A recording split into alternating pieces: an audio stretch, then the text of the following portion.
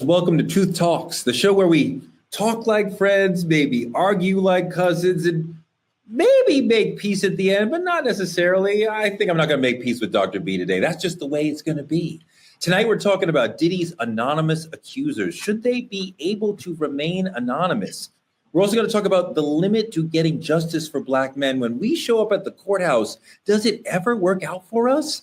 And there's another battle between Harvard and the Trumpies over DEI. And a big question for us today, are biracial people being allowed to be considered Black? Are they being erased? Are we being erased in general as Black people? We're going to get into all of that today on Truth Talks. Let's go.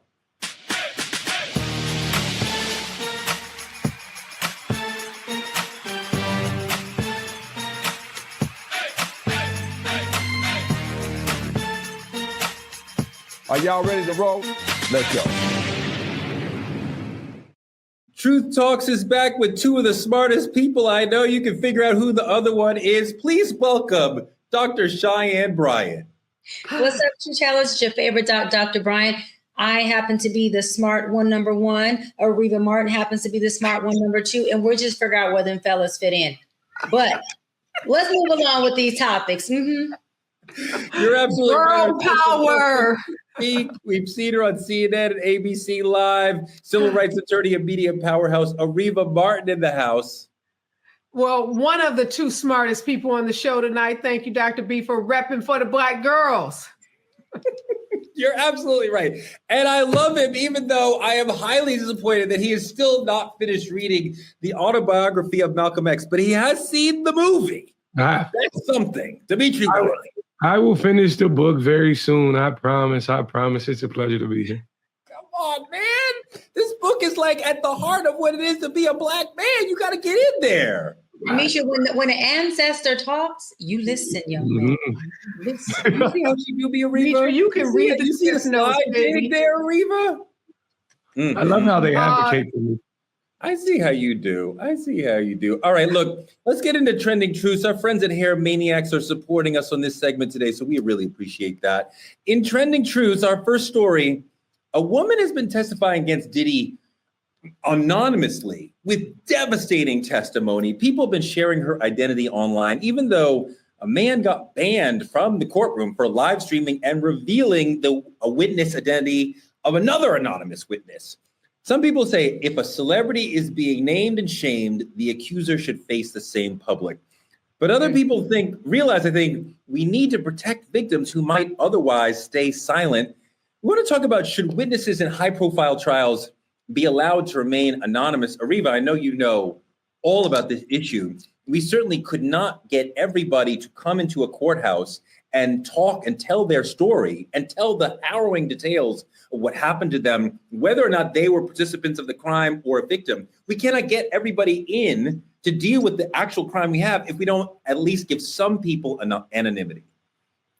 You know, Teray, when I'm not spending time with my favorite co-hosts like all of you here, I'm on TV a lot talking about legal cases and trying to help people understand our criminal justice system, our legal system. And one of the things I want to make sure folks understand, the witnesses that you are seeing, many of the witnesses that you are seeing brought into the courtroom in the Diddy trial are witnesses that are there by subpoena, meaning they have been forced to come into that courtroom by the prosecution, by the government. You could be going about your business, living your life, and you get a knock on your door and you get served with a subpoena, which means you have to show up and give testimony. If you do not, you can be held in contempt of court. You can actually be put in jail for disobeying a valid subpoena. So this isn't a civil case where someone is suing Diddy. And yes, in that case, they should be forced to give up their identity because they are bringing him into court and he should be able to face his accusers. In this case, this is the government. This is the prosecution is the government bringing criminal charges against Diddy. So these witnesses, they're not there voluntarily. And we heard the stylist who testified say he would rather be any place other than in that courtroom, but yet he was forced to be there by the government. Dimitri, the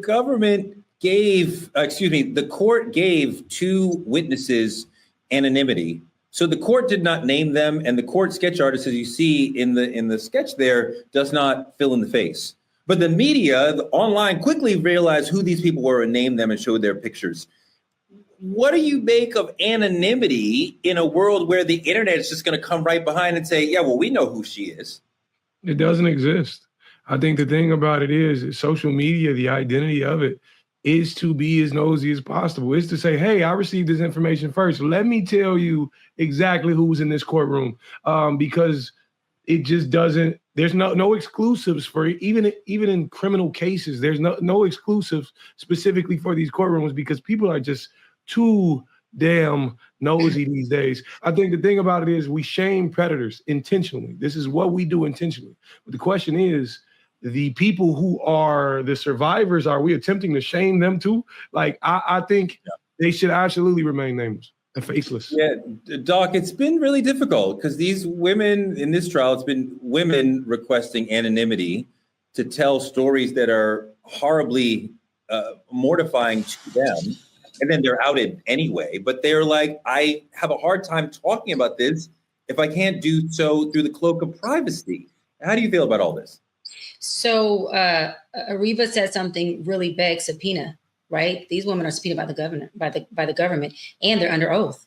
And so they have a lot to lose by taking a stand and not telling the truth, the whole truth, nothing but the truth. Right before Diddy got incarcerated, his team reached out to me to provide my services for him, Carisha, and the entire team, saying that they need this and he really wants to be able to move into a place of getting some help. And I consulted with my team at Dr. Bright Institute, and they said that may not be a good idea. You know why? Because of what Ariva just said.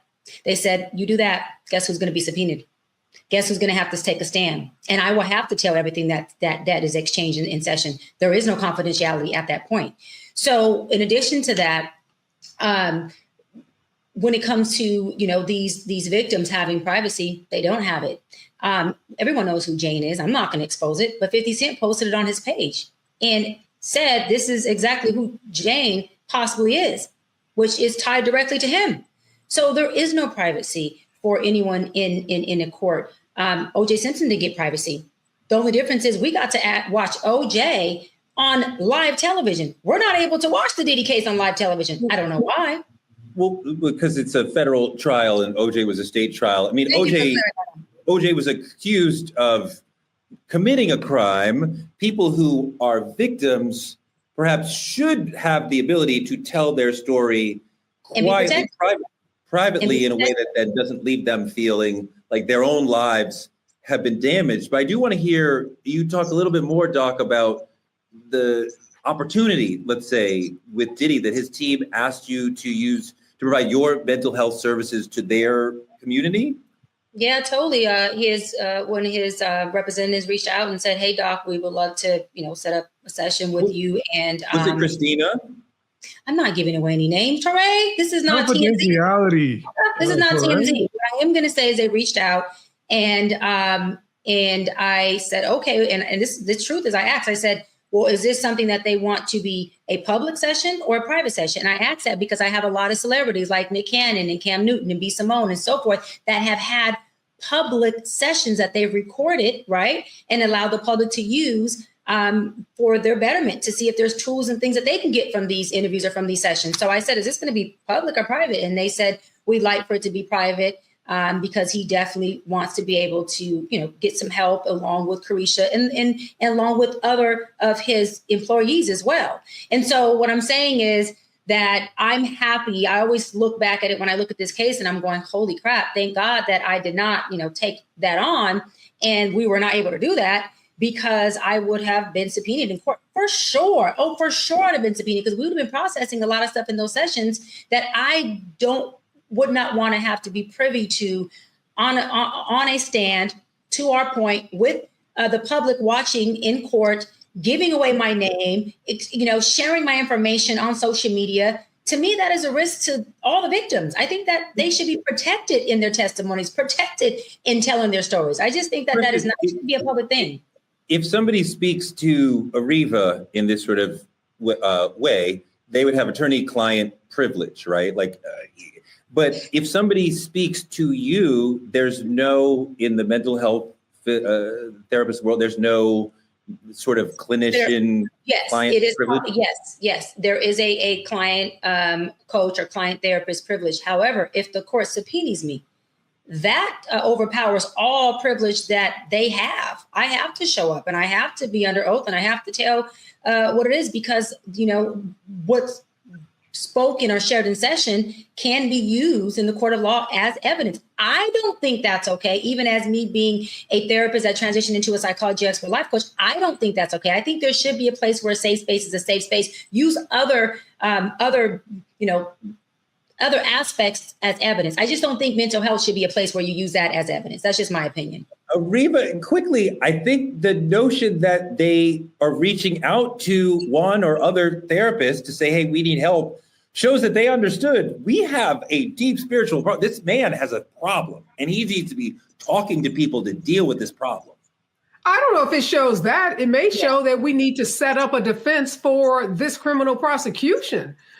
You are making an assumption that they're reaching out to Dr. B or any therapist because they do really want to acknowledge the problem and then fix it. But I don't know that to be the case at all. We don't know that to be the case at all. We know that oftentimes defendants in criminal cases reach out to folks to set up a defense. We've heard about Diddy calling people saying, hey, do you remember when we did XYZ? You remember it that way, right? Wink, wink. So no, I don't make that assumption. I think this is a guy that knew he was going down and he was trying to do everything in his power to not go down, including create this sympathy that now I'm getting help from a female, a Black female. I've hurt Black females, but now I'm seeking help from a Black female. Well, yeah. So no, it's a great idea. So I appreciate your cynicism. So perhaps he's saying, let's pull Dr. Bryant into our show of we're trying to be better, Your Honor, and jury, don't convict us because we're in the midst of trying to improve as a human being. Wow, that's crazy. Yeah, and then you got to remember at that point, right, we weren't in court. All of this wasn't exposed. And so for me, as being a professional in the mental health field, I just looked at it like you were kind of saying, Teray, like, okay, they want help. They want assistance. They want sessions. Absolutely. This is what I do. Sign me up. But by, again, the grace of God, he definitely detoured that. And I'm okay with that. I'm definitely okay with that.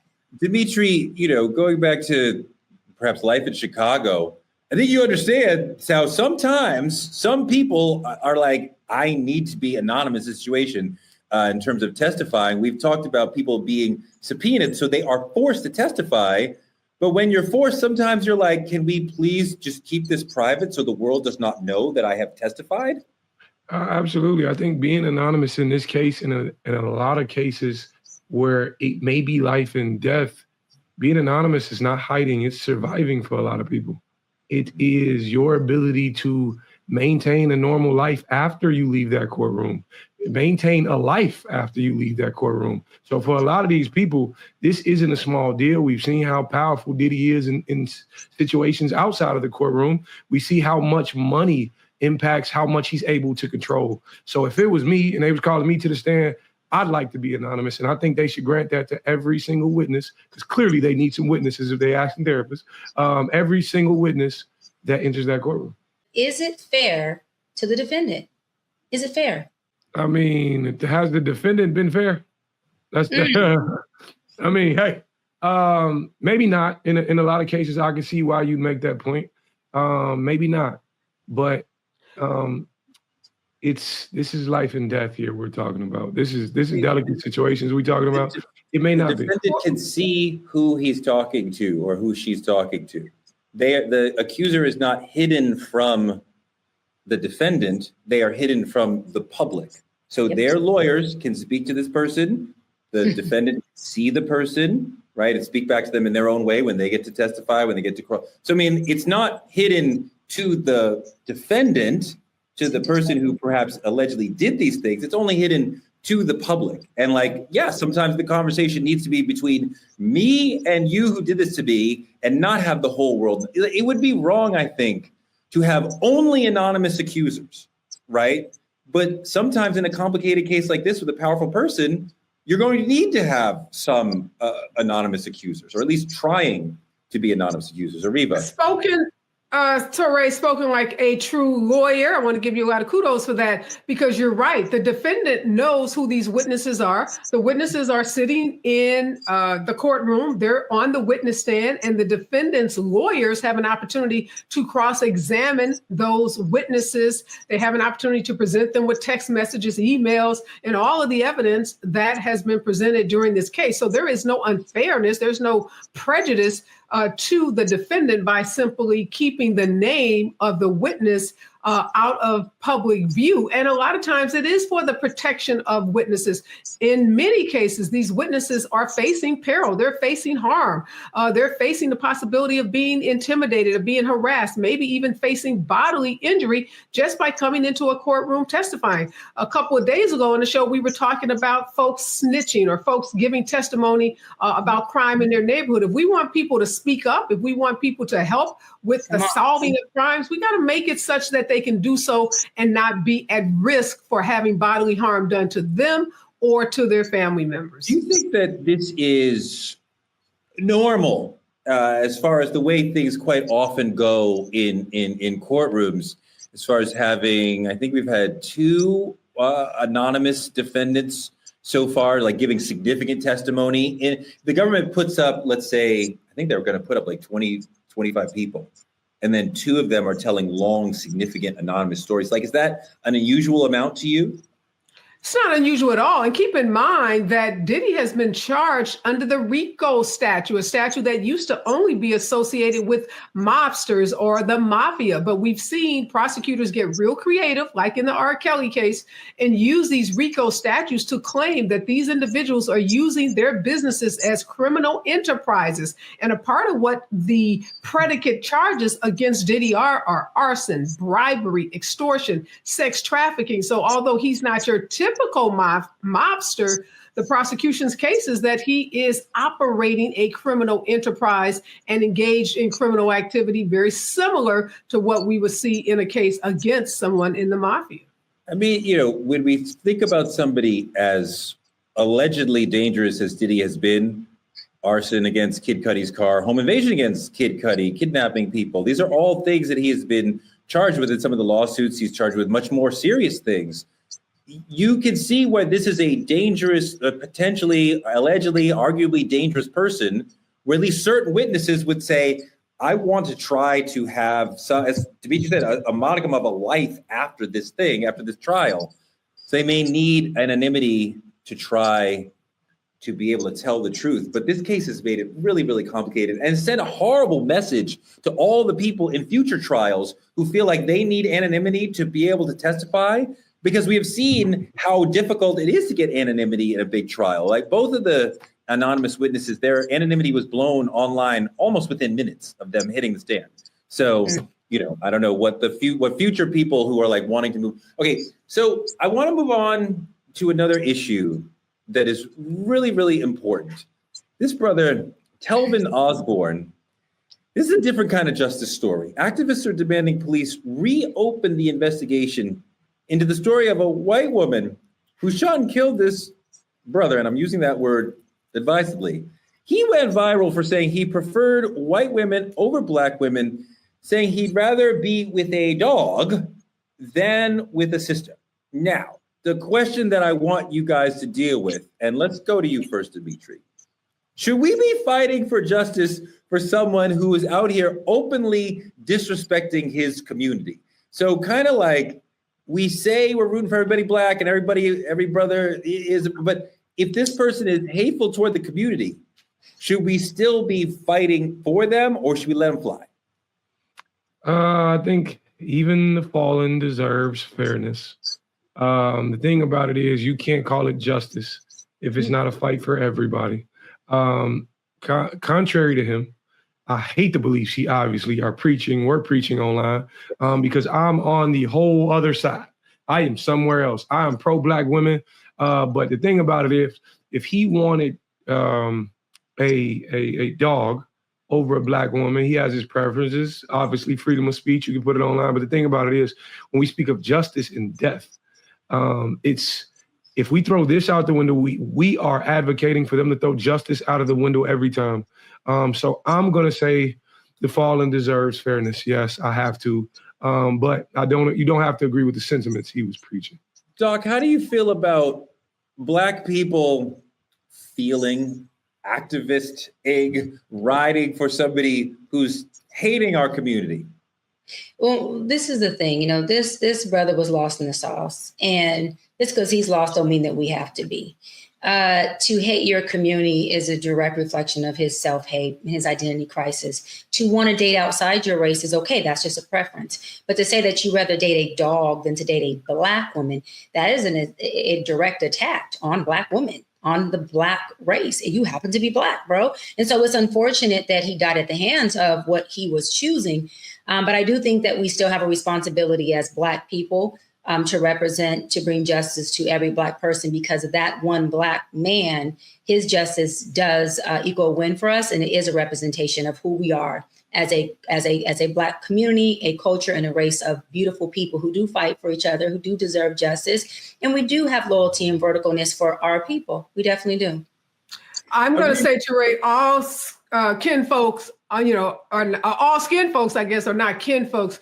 And of course, as an officer of the court, as a lawyer, I'm going to say the criminal justice system should do what it should do. They should make every effort to hold accountable. And if this girlfriend did shoot him, not accidentally as she's claiming, then she should be held accountable. But look, we got a limited amount of energy. We have a limited amount of resources, and going out and protesting in the streets and, getting involved in civil unrest over this guy and folks that have disdain for our Black community, I just don't think Black women are here for it.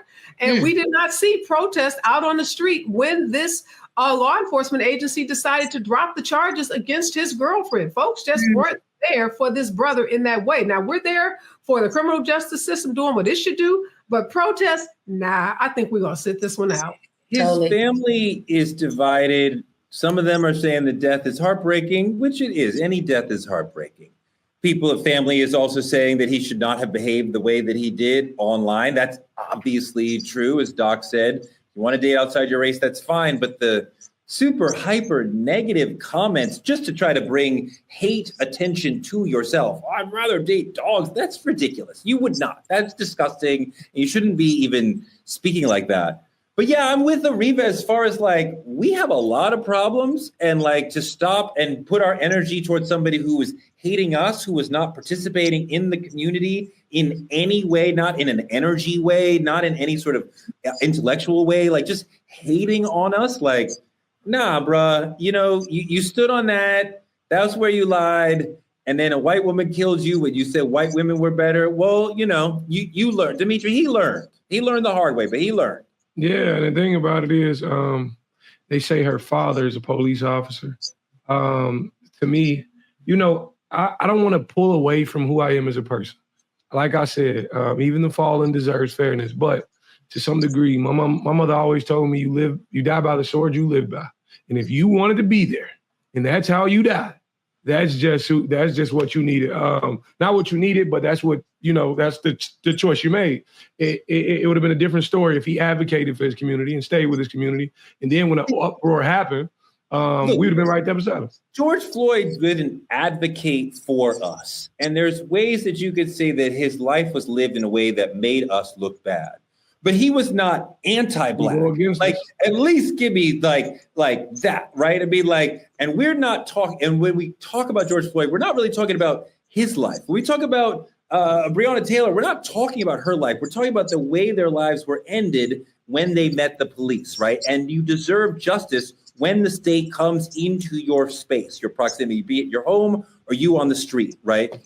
This brother is being actively anti-Black, and I don't want to see any Black people killed for being Black by anyone. So he is a victim of racism, even though he was a proponent of internal racism. There you go. Spewing his internal racism all over the place. But yeah, no, I can't see anybody advocating and spending our precious finite energy on someone who is actively anti-Black. Can I talk, though, Teray, about some of the legal issues here? Because whether we protest or not, which we have chosen not to, there are some issues in this case that need to be investigated. This girlfriend's story about cleaning the gun and accidentally shooting him, that does not meet the smell test. I hope there is a further investigation. I hope that justice is done for this family, even though we may not take it to the streets, because it does not appear that this was an accidental shooting. It appears that they were having an argument. We know alcohol was allegedly involved. And I'd like to see from the investigators if this is a case where this woman should really be charged with a crime rather than this case being dropped because perhaps she has some relationship to a sheriff in this community. Yeah, and this is a case that took place in Georgia. And we know Georgia is known for hiding evidence and throwing rocks and hiding their hands. And with this lady's father being an officer, I truly believe that, he had a big role in making sure that this investigation took a turn. Her charges were dropped when the legal system already said that the phone call and the evidence is very skeptical. So if it's skeptical, why are her charges dropped? Have you proven that this gun fired off on accident? Have you proven that there's evidence to say that she did not? Have you ruled that out? Right. So to me, it's tricky. Georgia does this thing. And that's why I'm so happy. I love my Atlanta. I love my Georgia, but I'm so happy I'm a LA girl because they get to hiding and covering things. They do it everywhere. But Georgia has really, even with the twins, Georgia's doing that now with the twins and their evidence. It just has to stop. And this is all systemic racism. And I don't think he got what he deserved. I just think that he got what Black folks have been experiencing year after year after year, whether they're dating a white woman or not. And it's unfortunate. And hopefully, to Ariva, they can pick this case back up. And that's where I believe us folks that are Black would have to be the ones that are participating in this to have them pick this case back up, because this Black family deserves justice, regardless of his position on us. And this lady deserves to do the time for the crime, the murder that she allegedly, was behind the trigger of. But can I say that this is a cautionary tale, Black folks out there that want to dog out your community? It is the Black community that gets these cases, the kind of high profile attention that often will cause the police to go back and do an investigation. Yep. It is us taking to the streets. It's us using our social media accounts that often will cause police to reopen cases that they have closed. So if you want the kind of heat that we can bring as a Black community for your loved one, tell your loved ones to quit trashing us. We are going to be there for Black folks, but we also need them to be there for us. 100%. Dimitri, do you think he's going to get justice, Dimitri? Ain't no justice coming from this. There's no justice because at this point, what he asked for and who he chose to live his life with have concluded their case. And if Black people aren't going to fight for it to reopen and rush the streets, there's nothing going to come of it. I think it's a done deal. I mean, I don't really want to see any Black death be forgotten. And even if the person is racist, I still want them to be treated as a human being, which is perhaps more than the racists want for us. But, I want to keep an eye on this story and see how it goes. But I don't want to be marching and riding for this brother because, the anti-Blackness is too much. We've been dealing with so much anti-Blackness from white people. When I get it from Black people, I'm like, okay, go ahead. Go off with your white girl. Go to the trailer. Have a good time over there with that. Because don't bring that over here. And the moral of the story is the white girlfriend killed this guy. That's what happened. Regardless of whether the court says it or not, that's what happened. Get Out. Get Out was a good movie about this. But go ahead. I like it. I want to move on to our politicking segment because it's actually really hurtful to see this going on, Ariva. There's Harvard canceling all its affinity graduation ceremonies. So there's no Black graduation, no Latinx, Latino, Latina, no LGBTQ plus graduation. A lot of other schools followed: Notre Dame, Wichita State, U of Louisville. Harvard's Black Alumni Society came in and raised $46,000 on their own to hold their own celebration. And Ariva, it's complicated. You're a Harvard law grad. Congrats on that. But we see Harvard in one side fighting the good fight against the Trumpies, against DEI and the other things they're dealing with. But then they seem to capitulate on this side. What do you think is going on? Look, two things can be true at the same time. Harvard did file a lawsuit against the Trump administration when other universities like Columbia University did not. When Columbia took a knee, Harvard did stand up. But let's not get it twisted. Harvard, through Black president, first African-American female president, Claudine Gay, just a year or so ago, under the bus, drove it over her frontwards and backwards. Harvard has disbanded its DEI programs in the form that many of us that went there know it. Harvard, as you said, canceled its affinity graduations. Harvard should not be applauded for being some, institution that is holding up diversity, equity, and inclusion. So at the same time that they are suing the Trump administration, and let's be clear about that, that is to maintain its position as, one of the world's greatest universities, is to maintain its $53 billion endowment, is to maintain its, tuition, nearing $100,000 for some students, and it's to maintain its business.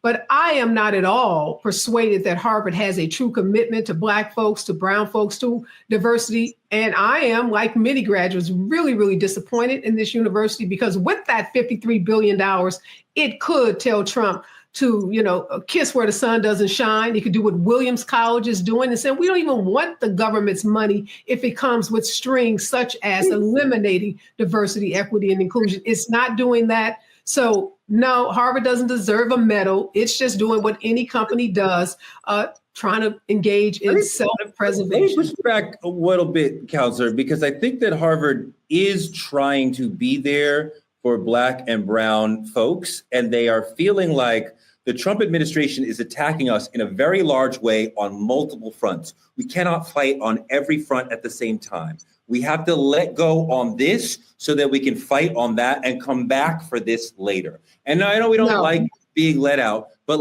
we can't have multiple wars going on at once. Go ahead. No, Teray, either you're with us or you're not. And when times get tough, we need you to get tougher. We don't need you to capitulate. If Harvard, with $53 billion in its endowment, can't stand up to the Trump administration, what does that say to any other university? And I'm not going to give it a pass by saying we can't fight on, multiple fronts. I don't agree with that. You can definitely fight this battle against the Trump administration. Williams College is much, much, much smaller than Harvard, and it's telling the administration, we don't want your dollars, because they come with strings that are antithetical to who we are as an institution. So Harvard either supports Black folks or it does not. And from its history, I'm not convinced that it does. Dimitri, what do you think? And the thing about it is, that's a graduate speaking like that. From that should tell you something. I think I used to hear a long, long time ago when I was young, without a place to gather, our voices scatter. I used to hear it all the time when I was a kid. And it meant without celebration and memory and everything we doing, you start to lose tradition. It gets lost, because Harvard is in itself attempting to keep tradition while erasing the core things that provide it. And I personally agree with Ms. Martin for sure. The idea that if you're not with us, you are completely against us. Don't pick which way you gonna fight, which hand you gonna swing with. No, throw the whole fight, because Harvard is one of the richest institutions. And if anybody could do it, they can do it. Doc, I'm sad to see the kids not have affinity graduations, because I know how important that can be to be with your community that probably helped you get through Harvard on the last day of being a Harvard student. If you wanted to, y'all, you would. And that's to Harvard. Anything you want to support, you're going to support. And the fact that they're not supporting it shows where their position is on this issue when it comes to Black students. There was a 14 to 18% decline of graduates in their last graduating class of Black students. That shows you their level of support for us. I totally agree with Areva. You cannot partially support us. You cannot be in the gray area and support us. You're either supporting or you're fucking not. And I think it's time for us as Black people to draw a square and stand on it and say, listen, when it comes to our issues, we tend to protest and make noise and pull back and do all these things. And guess what? It benefits everybody and oftentimes not us. But then when it's time for us to have a Black issue, this is the type of stuff that happens. Where is our support? Where are the people who are supposed to be allying with us? Where are the students in the Harvard partnerships and the people who were donating to the Harvard student scholarships now? Where are they at now? Where are the folks who are donating money, getting buildings with their name on it in Harvard, who are saying, we support DEI, when it was a financial gain for them? Where are they at? They're not here, because everybody wants to be a nigga until it's time to be treated like a nigga. That is the problem that I have with this situation, straight up. They all like the culture until it's time to feel the fight of the weight of being the culture. No, you fighting with us or you're not. That's just what it is. It's always a good segment when we could quote Paul Mooney. Everybody want to be a nigger till it's time to be a nigger. Thank you for bringing that up. I love that. Fantastic conversation. I want to move into our main topic, which should also be a fantastic conversation. The U.S. Census has changed how it counts people. Thank you, Hair Maniac, for rolling with us today. The 2020 census marked the first time that biracial and multiracial people were allowed to choose more than one race. But after reports of inflated numbers, the census is recounting and fixing the census based on what government workers assume is dominant. That sounds weird. Some say this is erasure of us and ignores the fact that many Black people have more than one identity. Listen to this. I don't know who needs to hear this, but Afro-Latinos have told y'all, right? Biracial Black people have told y'all. And other Black people have told y'all over and over again that mixed Black folks exist, okay? As someone who grew up with West Indian roots and African American roots, right? Those are different cultures. I am allowed to say that I am ethnically mixed, okay? Mixed Black folks don't have to be biracial to be mixed, right? It's a very interesting point about the ethnic complexity of our community. And the census here is flattening all of that nuance in modern America of mixed people, which is so much of what makes America what it is.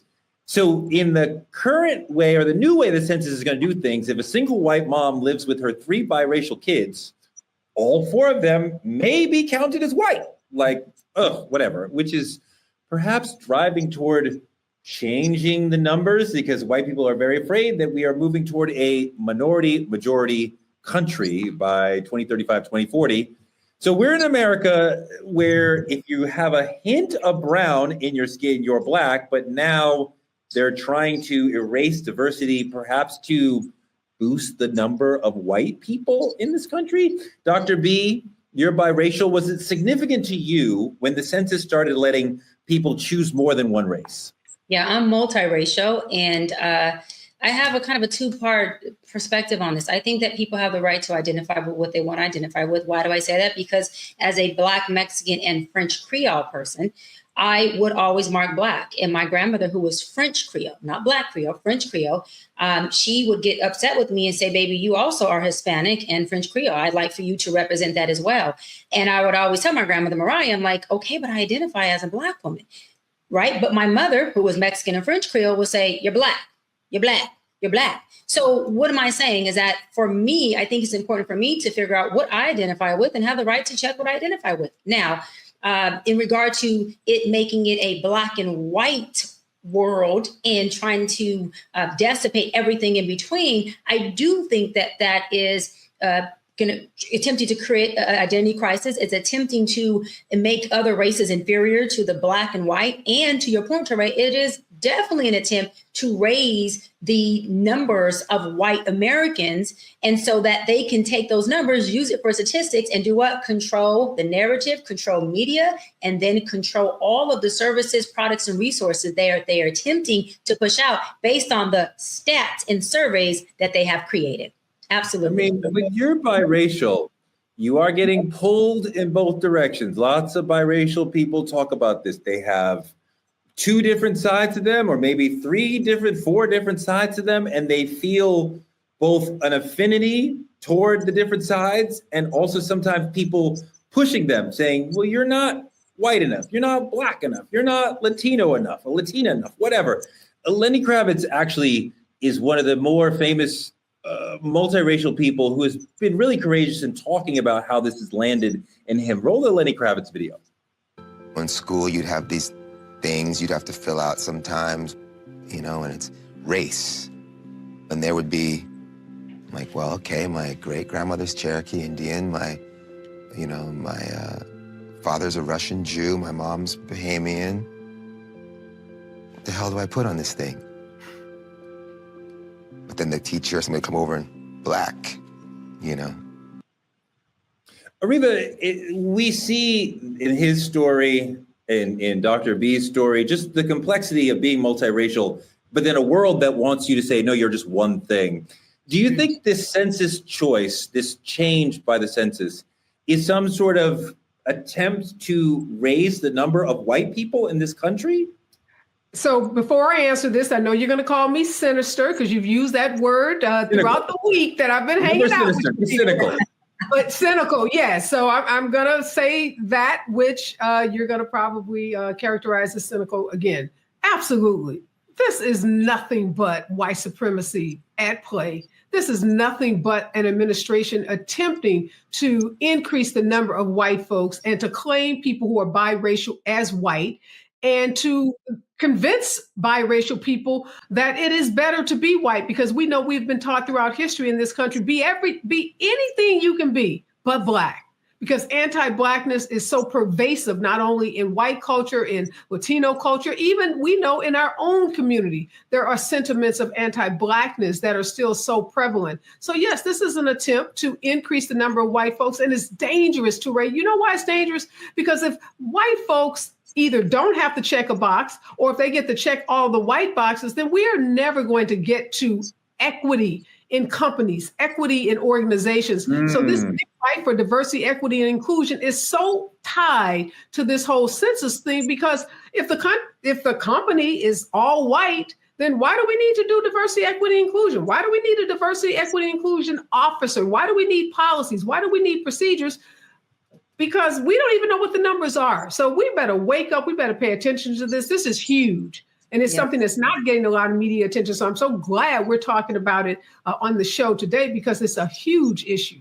Yeah. You know, white people are definitely an oppressed class dealing with lots and lots of racism in their lives. So we definitely have to make sure that the world works out for them. But there's another side of this that I want to bring in too, because social media, I saw this TikTok the other day that kind of blew my mind. This sister raising the point that biracial people with a black mom are different, perceived different, look at blackness differently than biracial people with a white mom.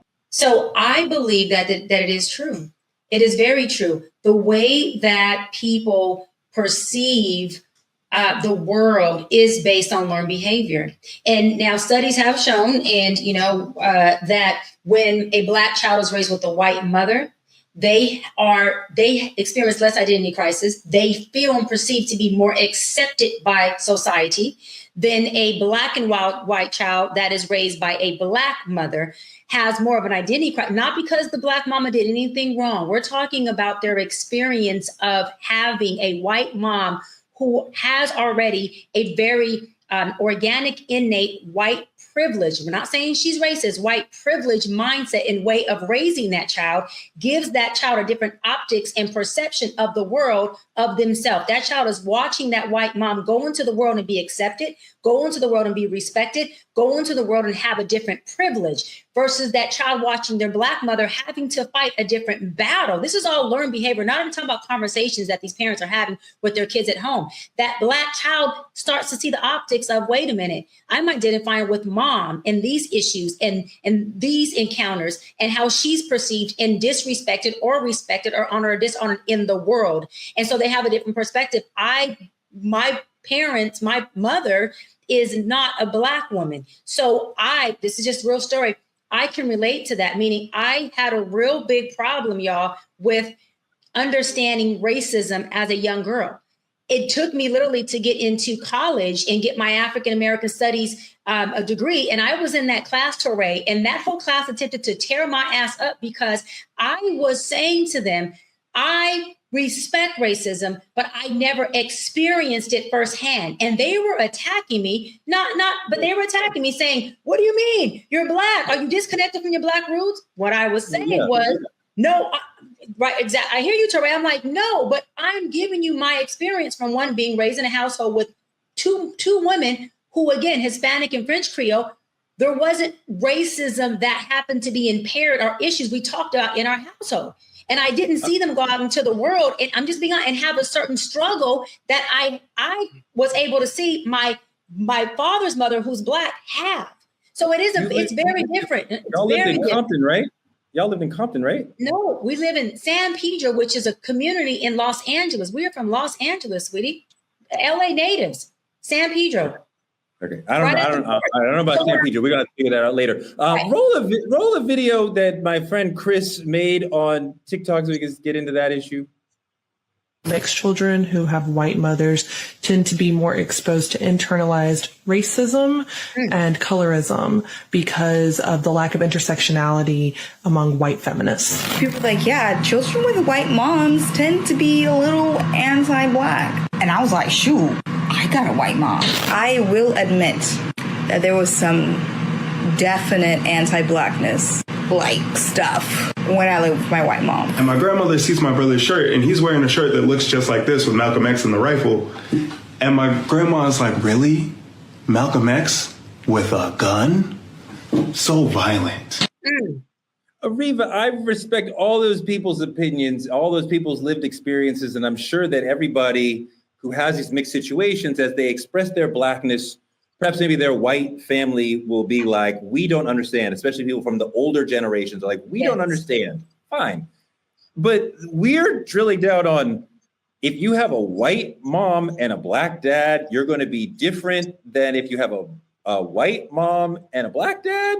And I don't know if I see any consistency within that. Because like, if you have a white mom, and I think the things that Dr. B said that the white mom is giving you are correct, but that child also has a Black dad, so who's also giving you Blackness from his perspective. So I'm not sure I see a consistency, but what do you see? Well, it's interesting because I posed this question to my daughter, who's Gen Z, and asked her, because I immediately said that I think that a biracial kid that grows up with a Black mom is probably treated differently than a biracial kid that grows up with a white mom. So I asked my daughter, Morgan, what did she think? And she said, absolutely positively not, that amongst her peer group, young 20-year-olds, that they didn't see a difference, between the color of the mom, whether it made a difference. And I think, I'm going to date myself some, it made a difference in my community growing up in a Black community because we didn't have a lot of fathers around in the community. So those Black moms were holding it down for biracial kids. And I don't know, in that day, your mama was the central point of your family. So if your mama was Black, you were Black. Now, of course, the father being Black in America, you were also considered Black. But I do think there was a difference between those biracial kids who had Black mothers versus those that did not. Dimitri, I wonder if forcing or asking biracial people to make a choice, be it socially or with the census or what have you, is that working to divide the Black community in general? Man, I just love to be the maniac. So like for me, everybody Black should just put white on they, just check it white. Just fuck the numbers up because they already gonna fuck them up for us. So let's fuck it up some more. That's just me. But no, in actuality, of course it is. Of course it does a ton more harm than good. I look at it like what plagues my mind when we actually have these conversations. From what I've seen, the world loves mixed babies, but like hate mixed personalities. Like it's cool visually, and then the moment it becomes political, it's a problem. Like that's what I see in my community when I look at our own people. But for me, the whole thing about the Black mama and the white mama and I think it's about what we've seen in our own cultures. Like in Black culture, the Black mother is the backbone. Like she's everything for a Black household. A white mother is often different at times. She doesn't have to be the protector. The Black mama got to be everything. And there's a level of culture that a Black mom instills in those children that a white mom, we question if they can. So of course, it's automatically going to be different. Of course, it's a very large deal.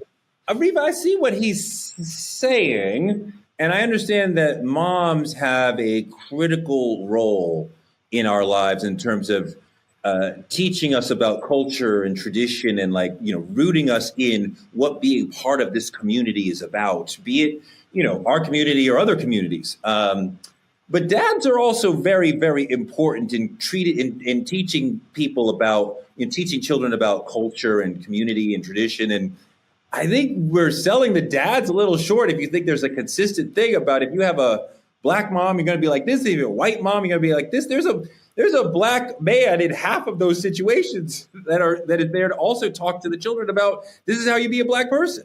And I'm glad you brought that up, Teray, because there are some studies out there that show, despite how Black dads are maligned in the media, that Black dads are the most engaged demographic when it comes to, doing homework with their kids or being involved with their kids. Now, we don't often, lift up Black fathers as you're trying to, suggest in this conversation, but there is a lot of data out there that shows there are a lot of Black dads doing a lot of great stuff. But the reality is a lot of us, and I'm one of them, grew up without a Black father in the household. And so it is that Black mother that we look to that was the pillar of our families, the pillar of communities. But I think back to my daughter Morgan's point, younger people don't necessarily see it in the same way that our generation sees it. For her, they don't see race as we even see race. So when I brought this whole census question up to her, she's kind of like scratching her hair like, huh? Like, y'all still tripping on over that? So I think, Dimitri, your generation, you're probably closer to my daughter's age. I don't know. I don't know if you all are tripping on race the way we perhaps did some years ago. Dimitri, what do you think about how, in your relationship, in your experience, how moms teach Blackness? Have you talk about that, what you've seen, because that's what we're getting down to. If you're the only person, you're the only Black person, and you're the Black mom, you're the only Black person in the parenting, are you teaching them more Blackness? I think the thing about it is, if you're looking at me in my life, I've turned out more like my mother than anybody else. Like exactly how the world treated my mother, whether it was good or bad, is how it shaped me to be. So if I saw the world being disrespectful towards my mother, I sought to be the protector of that. That's what instilled it in me. When I saw my mother had no place to voice her own opinions and her thoughts and her issues of what she dealt with when she was younger, I became that safe space to talk to. So I just think how pivotal a mother is in the household, we drastically undervalue. As a Black father, I don't think that's not particularly the conversation we're having, but as a Black father, I don't think I turned out more like my dad, and my dad was present. What do you think about Ariva's daughter's point that race is less important to you, your generation, your peers, than it has been to me and Ariva in our generation? I agree. I absolutely agree wholeheartedly. And I don't think it's me. Now, I'm speaking outside of myself because I have some would say I have a pretty mature mindset. But like for those under me, even in school, race is being taught less. It's not that they care less. It's not at the forefront. Like when I was in 8th grade, racism was here. It was smack in the face. We watched videos of who Martin Luther King and Malcolm X was and all these things. Now they just put posters up on Black History Month and say that's who that is, but never explain the significance of these people. So the thing about it is it's being pushed out of our generation. Not necessarily us not caring, but they're not. You have less people signing up to be in the NC. Doc, what do you think of this notion that the younger generation, Dimitri and Taylor, they're thinking about race less than we were? Well, I think it's to Dimitri's point, but I think it's a subjective depending on the household you lived in. My household, again, we did not have a predominantly Black household. Of course, there was Black people in it. And my mother, who was the mother, the anchor, the big mama of the house, she wasn't a Black woman.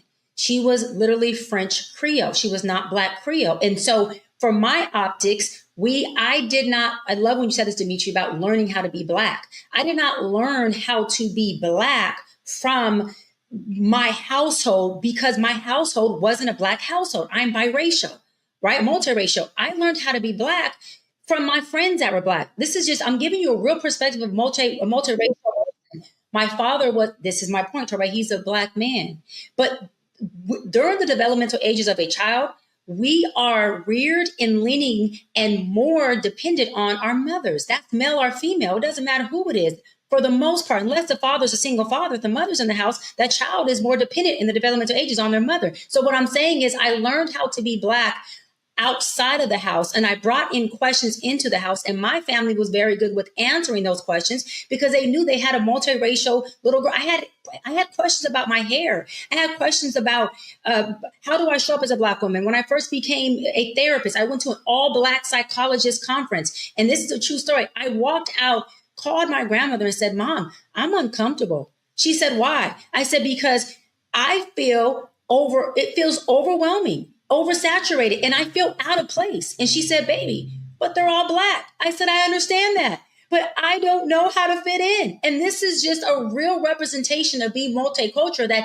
everybody doesn't feel like they fit in because you are split. You do have different races. And if you're not raised by a Black mother or a full-bred Black household, then you do have a different perspective. And you do have to figure out, like I did, where do you fit in being Black? How do you fit in being Black? And lastly, hold on, how do I fit in as a Black woman? And so those are pivotal points for me where I had to realize, wait a minute. And then when I figured out, hold on, what it was to be Black, your girl went all the way proud pro-Black. You know, it's like, I'm like, yo, this is what we feel your pro-Blackness through the screen 100% for sure. Like as a young girl, Torrey, and I have to be transparent with that. I had to learn to identify with this because my household didn't talk about racism and Black and white and all these issues. They just didn't. We just had love and we had family. That's what I want to talk about. I want you to talk a little bit about your development as a Black person from a mixed household. I want to bring Tracy Ellis Ross to this conversation because she's an amazing mixed person who I love. So roll that video real quick. I feel very honored to have had the opportunity to